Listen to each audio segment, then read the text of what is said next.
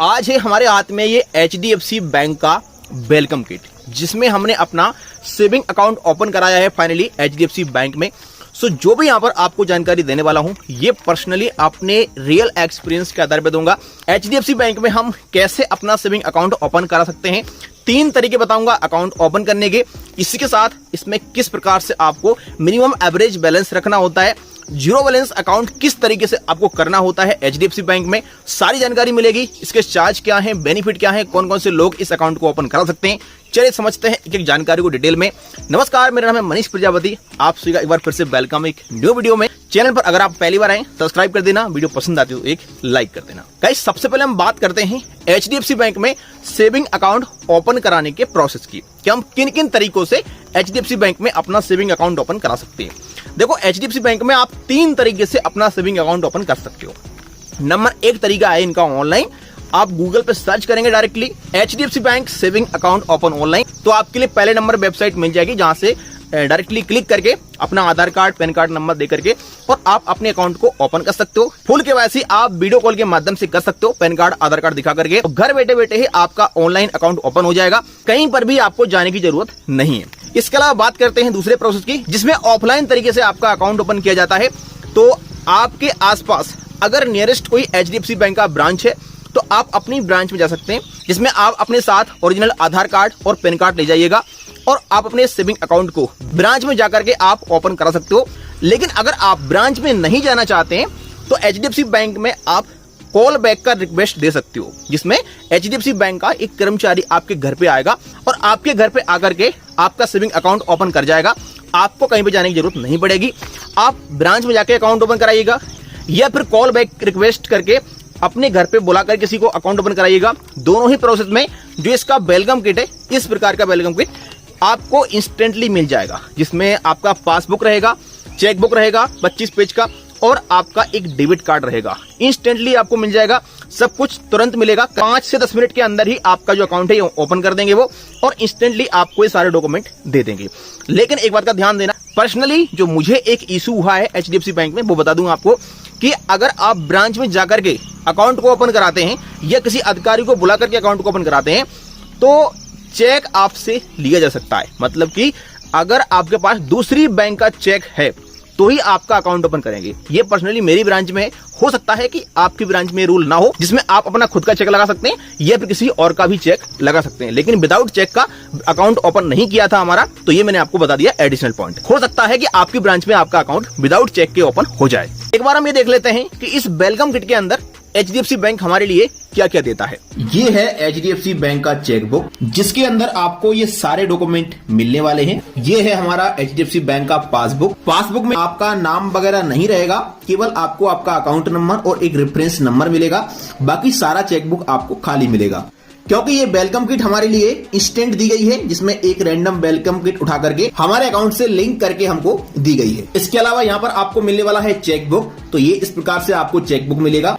इसके अलावा इस प्रकार का आपको एक मनी बैक डेबिट कार्ड मिलेगा। डेबिट कार्ड पर आपको 15 लाख का पर्सनल एक्सीडेंटल डेथ कवर मिल जाता है, 4 लाख रुपए तक का जीरो लायबिलिटी कवर मिल जाता है। तो हमारे यूज के बस ये 3 डॉक्यूमेंट हैं, चेकबुक, पासबुक और डेबिट कार्ड। इसके अलावा यहाँ पर आपको बहुत सारे डॉक्यूमेंट फालतू के मिल जाएंगे, तो आप इनको देख लेना, जिनमें आपको सारी टर्म एंड कंडीशन बताई गई होगी अपने अकाउंट की, तो आप पढ़ते रहना। अगर हम बात करें HDFC बैंक में मिनिमम एवरेज बैलेंस की, तो यहाँ पर आपको मिनिमम एवरेज बैलेंस आपको अपने एरिया के हिसाब से रखना होता है, जिसमें आपका ब्रांच अगर अर्बन एरिया में है, यानी कि सिटी में है, तो आपको 10,000 रुपए मिनिमम एवरेज बैलेंस रखना पड़ेगा।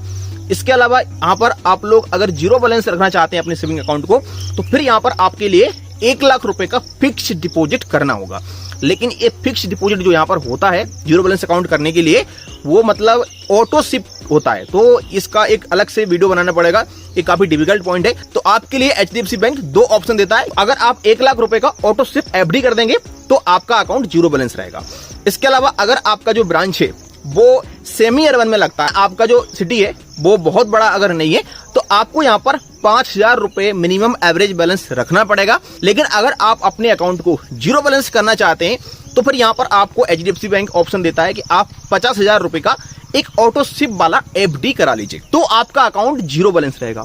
लेकिन अगर आपका ब्रांच रूरल एरिया में है, ग्रामीण क्षेत्र में, तो एचडीएफसी बैंक यहाँ पर ये बोलता है कि आप अपने अकाउंट में 2,500 रुपए मिनिमम एवरेज बैलेंस रखिएगा, या फिर आप अपने सेविंग अकाउंट में 25,000 रुपए का एक ऑटो सिप वाला एफडी करा दीजिएगा। तो इस प्रकार से आप अपनी इच्छा अनुसार चूज कर सकते हो कि आपके लिए कौन सा ऑप्शन बेस्ट लग रहा है। अगर मैं पर्सनली अपनी बात करूं तो हमारा जो ब्रांच है वो सेमी अर्बन में लगता है, जिसमें हमारे लिए इस अकाउंट में 5,000 रुपए मिनिमम एवरेज बैलेंस रखना पड़ा। वहीं उन्होंने बताया था कि अगर आप 50,000 का एफडी कर देंगे ऑटो सिप वाला तो आपका अकाउंट 0 बैलेंस रहेगा। मेरे लिए पर्सनली मिनिमम एवरेज बैलेंस वाला ऑप्शन बेस्ट लगा। आपके लिए जो भी ऑप्शन बेस्ट लगता है आप उसको चुन सकते हो।